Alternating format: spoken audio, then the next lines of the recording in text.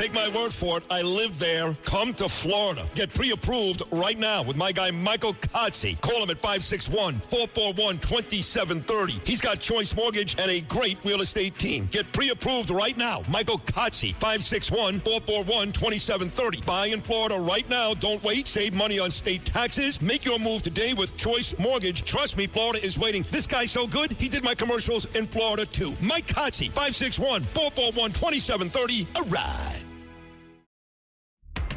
This episode is brought to you by Netflix. So Netflix is basically Santa this year.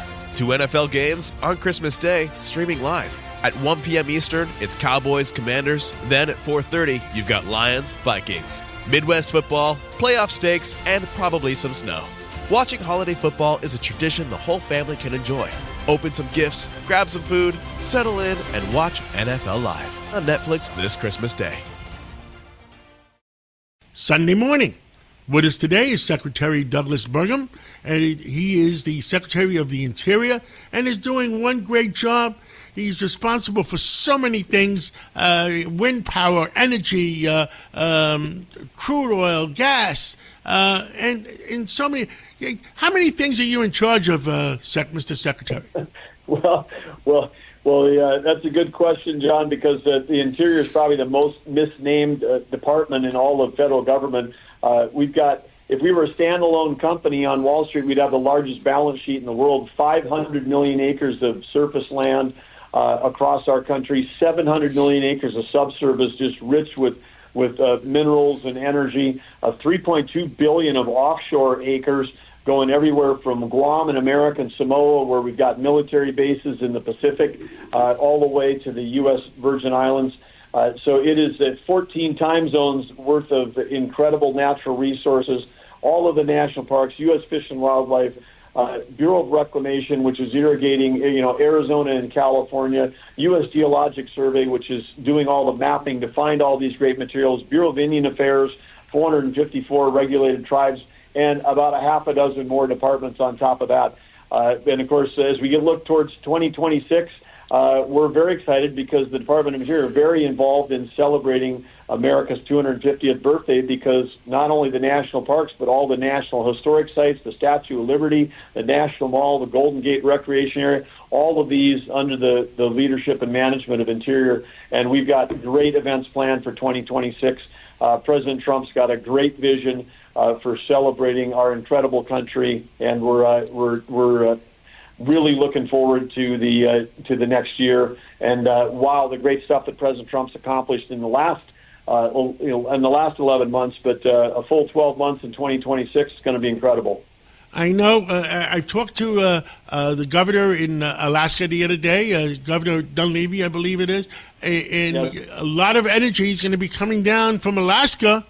And if President Trump succeeds, which I'm sure he will, on opening up Venezuela again, we were promised 8 million barrels of crude oil from Venezuela. So, I mean, low energy prices, low interest rate prices, interest rates are going to be coming down.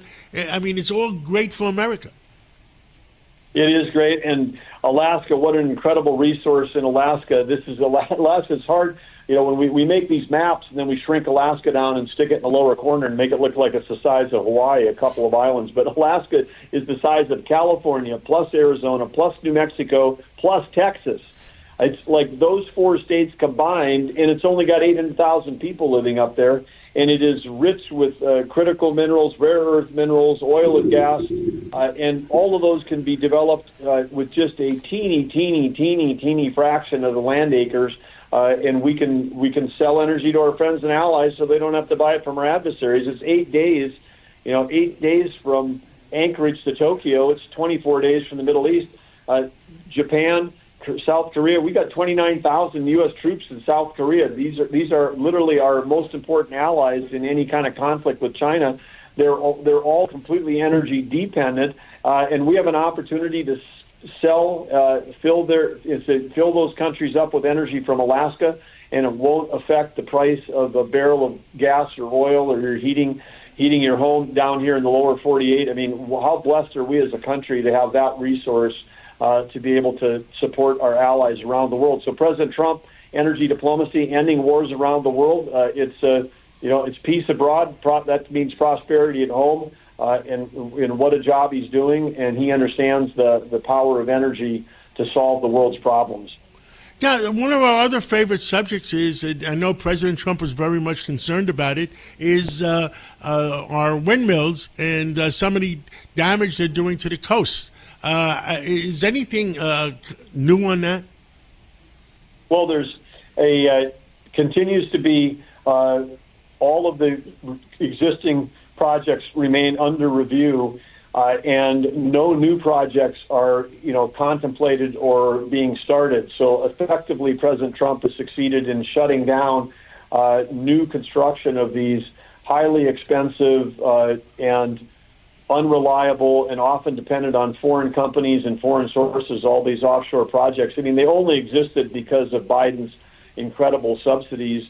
And as you've noted, I mean, these are whether it's the marine fisheries, whether it's the whales, whether it's radar interference, there are lots and lots of issues with offshore wind. And again, and one of the biggest misnomers is that somehow this is cheap energy. When the wind's not blowing, we still need everything else we had before. There is no energy transition. There's only energy addition. And when you add really expensive, highly subsidized, unreliable sources that are dependent on the weather, it doesn't make people's electric bills go down. I mean, at all. What we need, if you want to have low electric prices in this country, I'd say one of two things. Move to a red state. Their electric prices, like in my home state, are 10 cents versus 30 cents in New England. I mean, 1/3 the price. And it's all because of policy. Policies drive pricing. President Trump's policies are common sense, building infrastructure, energy infrastructure like pipelines. I mean, New York sits right next to one of the biggest natural gas reserves in the world in Pennsylvania, and there are times of the year when Europeans are buying Pennsylvania gas for cheaper than New Yorkers are, because New York blocks all the pipelines that would get that gas across the border and up into New England, which would lower people's heating oil costs for their home. Replacing heating oil with natural gas, that's a money saver. Generating electricity with natural gas versus wind, that's a money saver. So big opportunity, but big opportunity for New England to have lower prices. But it's not about President Trump. It's about state policy. See, the other thing that, I live in New York. It's the environmental damage that they're doing to the coast of Long Island and New Jersey that just concerns a lot of people. And I understand the price of electricity, like you said, is going to go up. And nobody really, realizes that. Yeah, and one other thing about the wind, which is maybe not well understood, is, pipelines have been blocked in New York because they can't get a permit to cross, one river.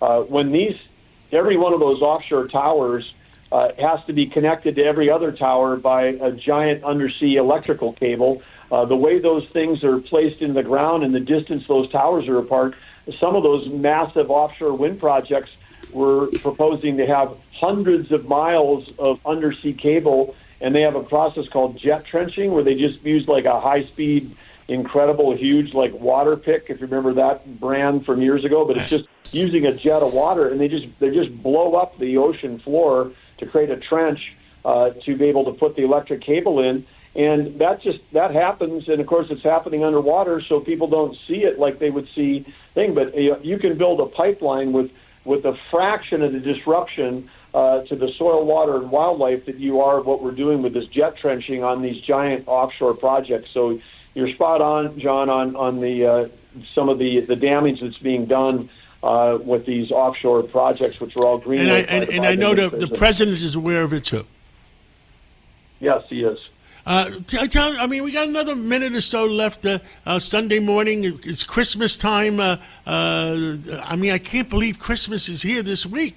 And I hope you and Catherine have some good time to spend together and with your families, and that's what the Christmas is all about. What else do you want to talk about? We got a minute left to the American people. Well, I just want to say again, we're entering this Christmas season with so much gratitude for the people that have supported President Trump, like you, your family, John, Rita, your whole crew. this has been an amazing year in terms of getting back towards common sense, and whether it's protecting the border, whether it's stopping inflation, whether it's speeding up permitting so that capital projects and we can actually start building great things in America again. There's a vision, and in Washington D.C., I'm grateful for the opportunity. We've worked on getting D.C. clean and beautiful. We're getting ready for the celebration next year of 2026. It's going to be amazing. From one side of the country to the other. And one thing that New Yorkers might be interested in, because he was born and raised in New York, but Theodore Roosevelt Presidential Library opening next July for the July celebration around an official America 250, Freedom 250 event next year, celebrating the individual that really transformed our country the way President Trump is transforming it now. But Theodore Roosevelt was the one that was responsible for creating our national parks, creating our fish and wildlife thing. The 20% of America land that's public land, a lot of that put away by Theodore Roosevelt for the benefit and the use of the American people. He didn't envision that it was going to be locked up. He knew it was a resource. He knew it was our balance sheet. He knew that it would help prosperity for all Americans. And we're going to get a chance to celebrate that legacy with President Trump next year, so we look forward to that as well. And that's at the entrance to the Theodore Roosevelt National Park, the only national park named after a person in the entire system. The rest are all named after places, but that place in North Dakota is where Theodore Roosevelt's ranch was after he lost his wife and his mother on the same day, on Valentine's Day in 1884. He went to North Dakota, remade himself, and then went on to become the first president to win the Medal of Honor. He's wrote more books than all the other presidents combined. What an impact he's had, and I see a lot of parallels. Theodore Roosevelt built the Panama Canal. President Trump's going to get it back for the United States. I mean, these guys are that is terrific. I think getting back to Panama Canal, it was stupid to give it away and put it in the hands of the Chinese that controlled it. And we're out of time, but another day I'd like to talk to you about all this farmland being sold to the Chinese, especially when they're a few miles away from an Air Force base. But Secretary Burgum and your wife, Catherine, have a very Merry Christmas. We love you. We hope to see you in New York real soon, and have a great week. All right. Thank you. Merry Christmas. Merry Christmas. Every week, the Payne family cuts straight to the real financial story. The one question, Bob, everyone's asking is, are we in an artificial intelligence bubble? You've been through boom and bust. What do you think? No hype, no myths. Just what actually matters to your money. Does feel very similar to what we experienced in the 90s. Where are we, though? Are we in 1995, 1997, 1999? Listen to the Pain Points of Wealth on the Red Apple Podcast Network.